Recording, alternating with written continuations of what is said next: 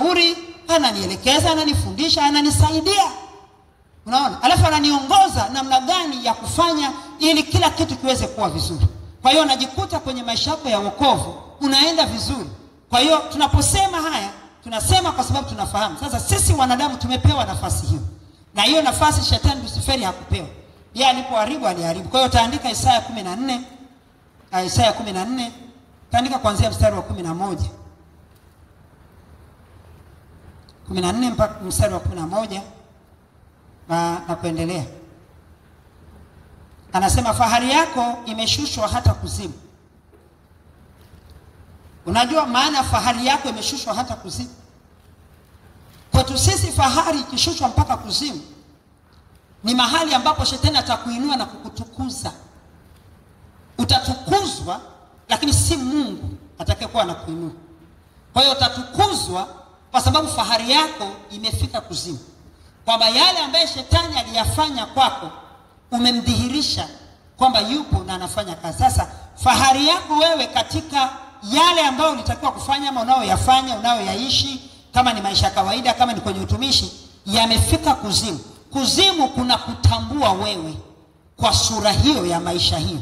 Kwa hiyo sasa ili usishtuke ukaona kwamba umeshaharibu hapa, sasa mbona mambo yanaenda vibaya, anakutukuza katika fahari hiyo.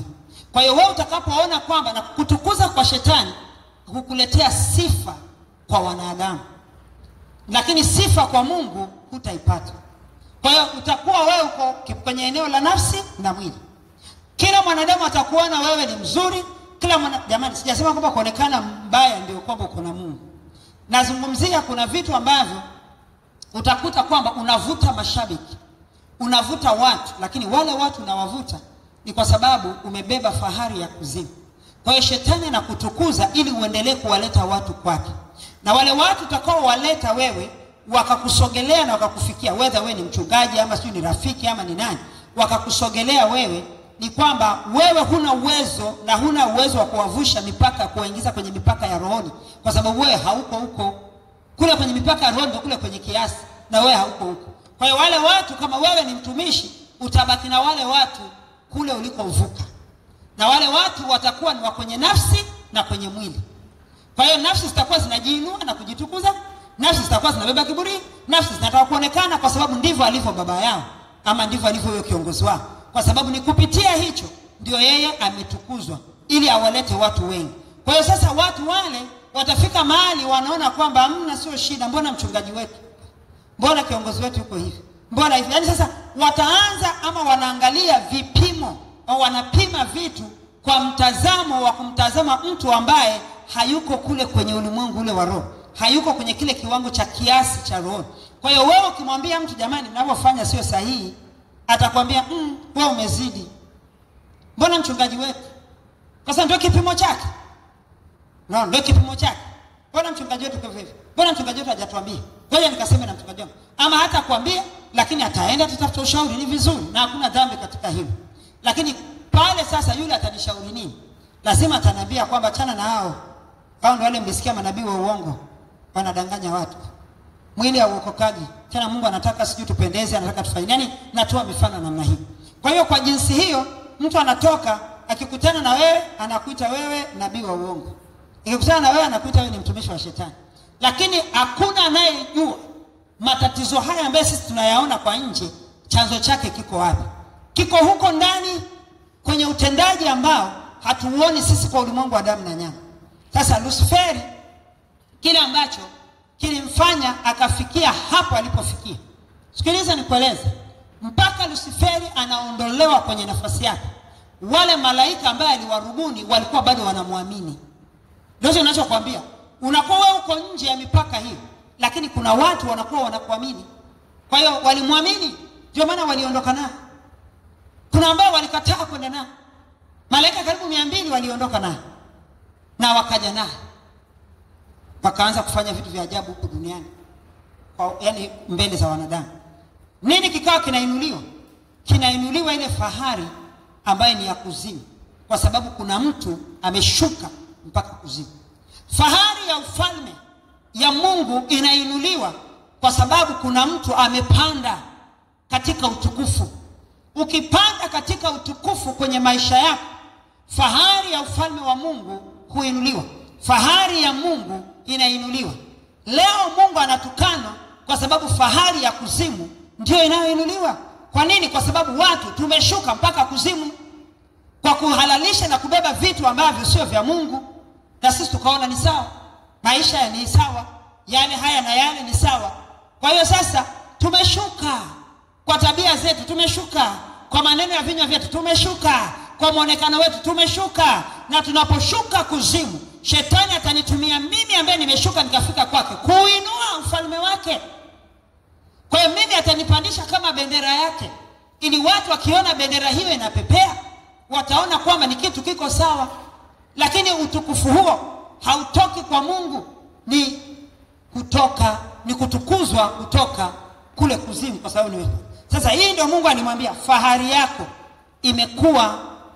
fahari yako imeshushwa hata kuzimu.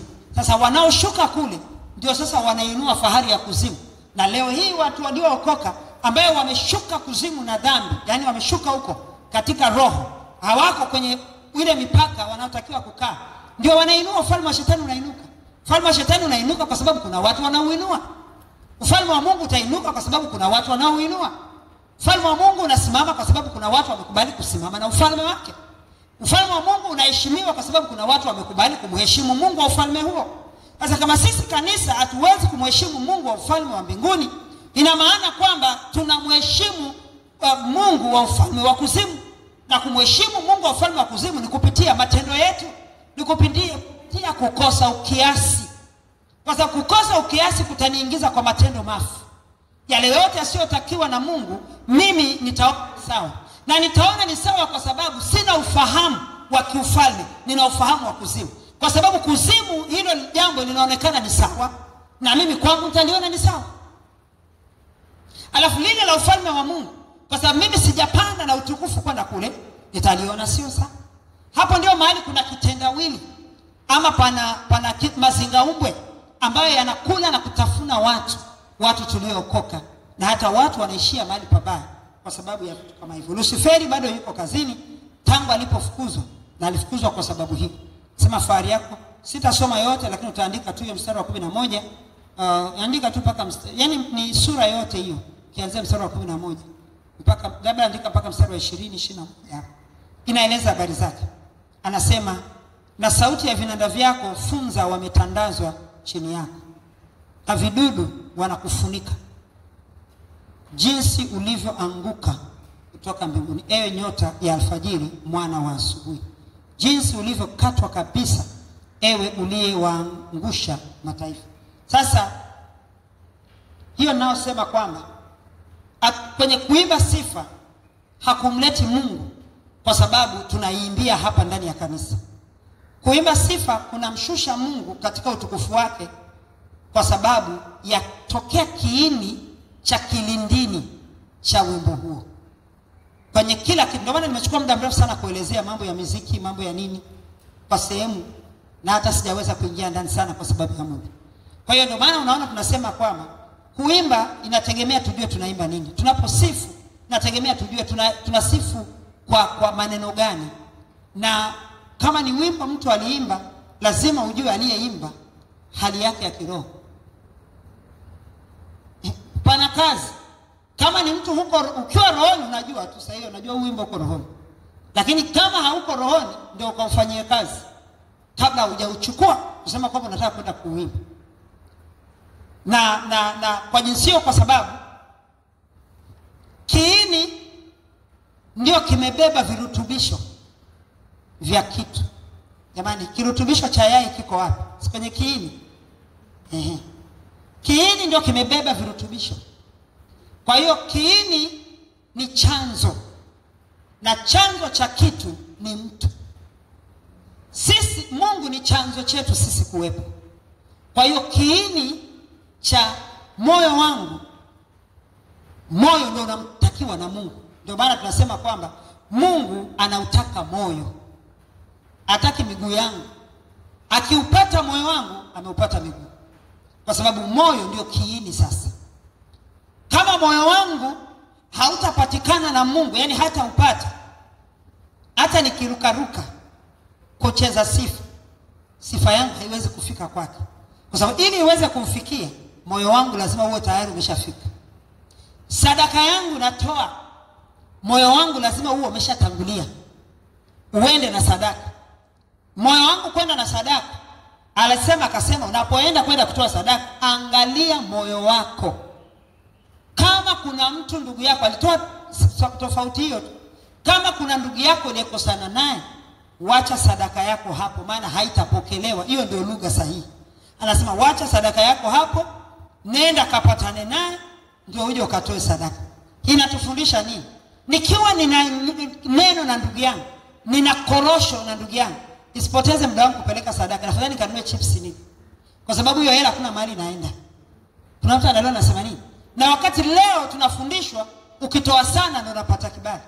Ni sawa ukitoa sana, lakini kama moyo wako umeambatana na hiyo unayotoa, na ili moyo wangu uweze kuambatana na hilo, ina maana moyo wangu lazima uwe umekaa kwa namna yake Mungu. Sasa kama anasema unapopeleka sadaka yako na una neno na ndugu yako, unagundua haujapatana na ndugu yako, labda mlikosana, wacha hiyo sadaka hapo, usitoe. Hata mimi niko hapa nakwambia usilete sadaka yako hapo, unafanya hasara. Haitapokelewa na Mungu. Kwa sababu kigumu ni kuweka sadaka chini uende ukapatane na mtu, alafu ndio uchukue sadaka ulete, ama kigumu ni kipi? Kigumu ni kwenda kupatana. Na kwa nini ugumu uko kwenye kupatana? Kwa sababu ya kile nilichobeba ndani yangu. Kama nimembeba Mungu ndani yangu, hakutakuwa na ugumu wa kupatana kwenye eneo hili. Tena nitakuwa mwepesi. Ili jambo la kuombana msamaha na kutengeneza, sikulijua kwamba limebeba wepesi mpaka nilipoanza kulifanyia kazi. Mwanzoni nilikuwa najiuliza, hivi watanionaje? Atanionaje?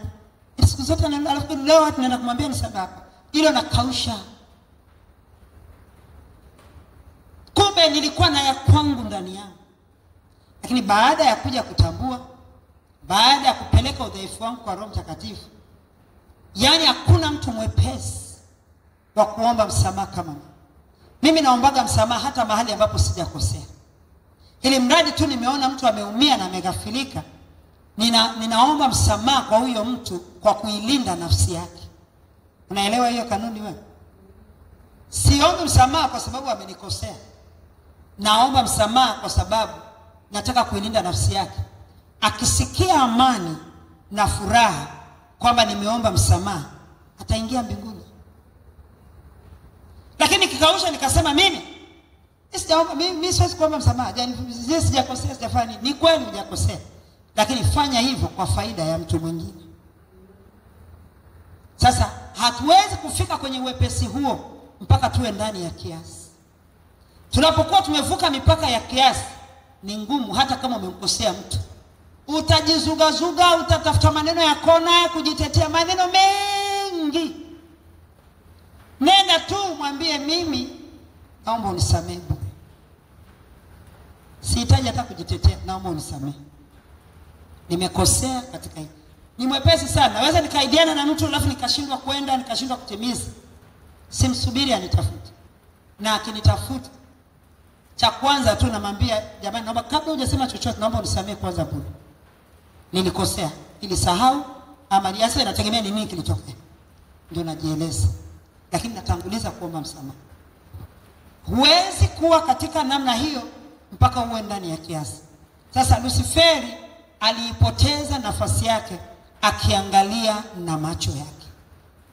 Na sisi tunapoteza nafasi zetu tukiangalia kwa macho yetu kwa sababu ya kushindwa haya. Luciferi alipoteza hiyo nafasi yake kwa sababu alivuka mipaka ya kiasi.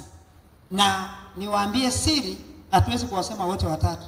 Ndio naishi, nafikiri nitasema wawili tu wa pili.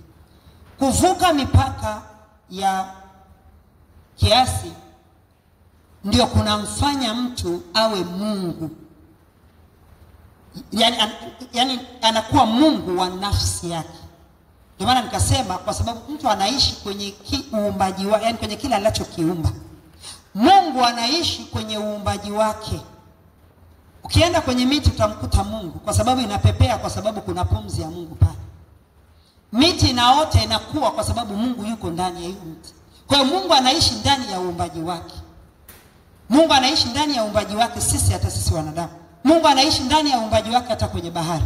Ndio maana akizuia bahari isivuke mipaka, bahari haiwezi kuvuka mipaka, kwa sababu Mungu anaishi kwenye bahari hiyo. Ndio maana bahari inamtii.